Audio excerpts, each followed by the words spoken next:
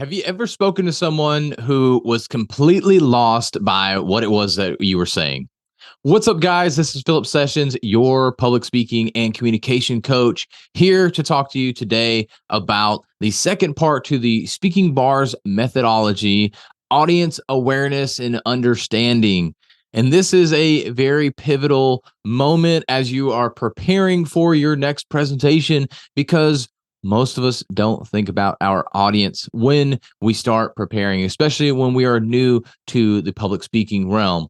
So, why is it important to know about your audience? Well, if you just speak in a way that you understand something and you think that would apply for whoever's listening, chances are that your audience is not really going to follow with what you're saying. So we need to make sure that when we speak to our audience, we know who we're speaking to. So a great example that I can give you is if I'm going to talk about molecular biology, I'm probably going to talk to a group of scientists. I'm not going to talk to a group of kids that are in kindergarten. But in a similar manner, where when we present to an audience, the way that I'm going to speak with a group of kindergartners or a group of high schoolers or a group of adults is going to be different based on those age ranges. But in a similar fashion, if I'm speaking to a group of women, I may talk a little different than the way that I talk to a group of men. And it's not by sharing a different message. The message overall will still be the same. The information I give will and should be the same because you shouldn't hold out or withhold information for one audience versus another. Kids may be a little bit different, but when we're talking about men versus women audience kind of thing like that, we're not going to hold out differently. We're just going to be able to share different stories because of that audience. So that's why this second method comes in. And if you remember, the first method was begin with the end in mind.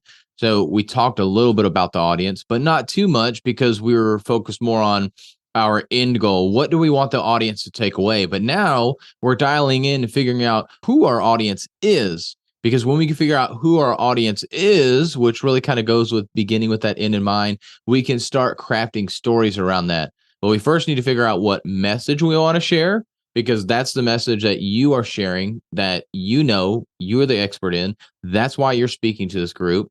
But now you need to know who this group is. So you need to understand who they are, how they tick, what they're thinking. For instance, even though you're talking to adults, if you were talking to adults in New York or up in the Northeast, you can probably speak a lot faster and you can be just more straight and direct to the point on things versus somebody who's in a southern state, such as like South Carolina, North Carolina, Florida. People in these states want you to talk a little slower. You might need to draw out those words because they've got that southern drawl. And they want you to not be as direct on things because directness in southern states comes off as being rude, where in the northern states is let's go, let's go, let's go. Tell me right now. I don't have time to wait. Let's go, let's go. Like we're hustle and bustle. And so depending on the geographics of where you're at or most of your audience will dictate as well how you're going to speak and share your message. And so this is why we need to know who our audience is and understand them. Are they a group of school teachers? Are they a bunch of business executives? Are they entrepreneurs? What is their mindset? What is their background? Because if you don't understand their background, it's going to be hard to relate with them. And again, this is a very pivotal thing for you to understand when it comes to preparing your speech.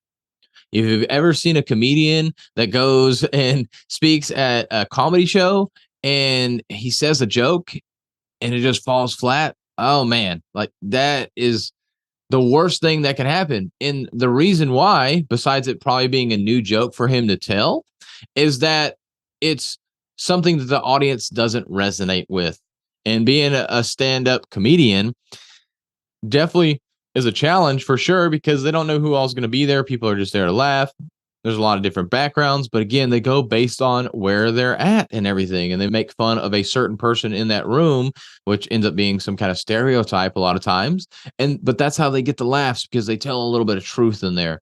But if they go a little too far, then it's like, oh man, why did you say that? I can't believe you said that.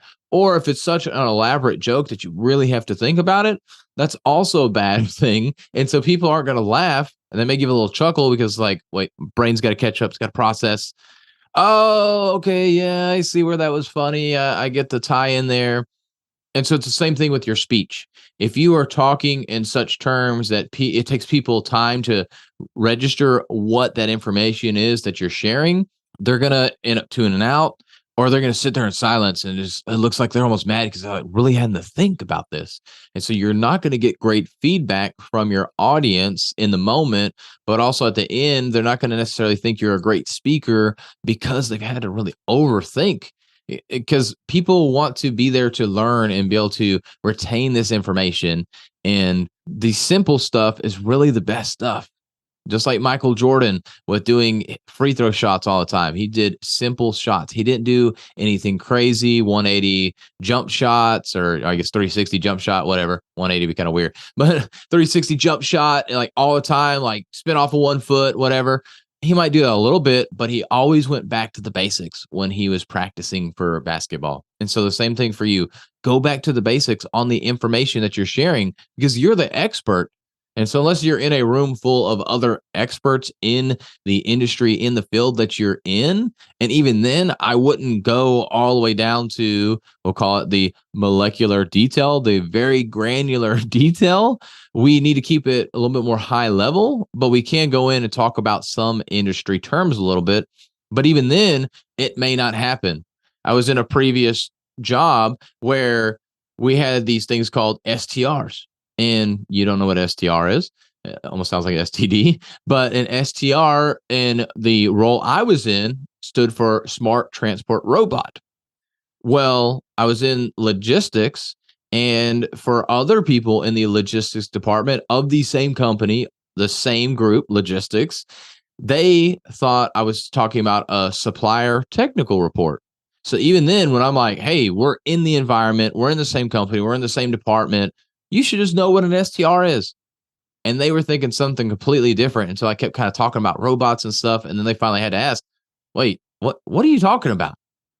And so, even if you are in the industry, it's still good not to use those acronyms and a lot of those technical terms because people may not truly understand that. They may grasp it a little bit, but they don't truly understand it. So, if you want your audience to really understand, you want to keep things simple. But going back to the audience themselves, some of the things that you can try and figure out in order to figure out who your audience is one, kind of guessing based on the location you're at. So if you're in South Carolina for your speaking engagement, you're most likely going to get a lot more people from South Carolina and stuff like that. Unless it's this massive event, then you're going to get a lot of people from out of state as well. Or if you're in New York, you're going to talk differently based on your location of the venue itself. Secondly, ask the event host or the event coordinator, who is this audience? Who is your target audience here? So you can then start crafting your stories around that. And so there's really kind of the two things that you can do to help yourself. And really the third one as well, I'll throw this in there, and it depends on your schedule, how things go. But if you can start talking to some people in the audience, that'll help you. Now, this doesn't help you with the preparation because you should be prepared before you're there at the event. But this can help you a little bit on deciding that maybe you're going to make some last minute tweaks, change up some stories a little bit, or the way you share those stories or introduce those stories, because you can ask the audience and you get their input a little bit.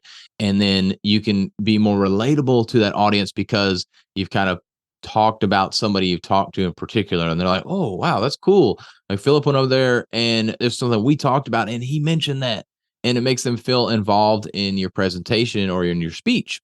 And so those are kind of the three things. The first two are the ones that you can do, knowing where the location is going to be at and talking based on that location. And number two, asking the event host or event coordinator who the target audience is. And so once you know that, you can then go and craft your stories. So you've already began with the end in mind. You've had some stories in mind. You know exactly what you want to share, what the outcome is and everything. But now you're able to start crafting stories around this audience so you can fit your message into that audience's ecosystem and help them be able to understand in their terms, which goes back to our example of the way you talk to men versus the way you talk to women.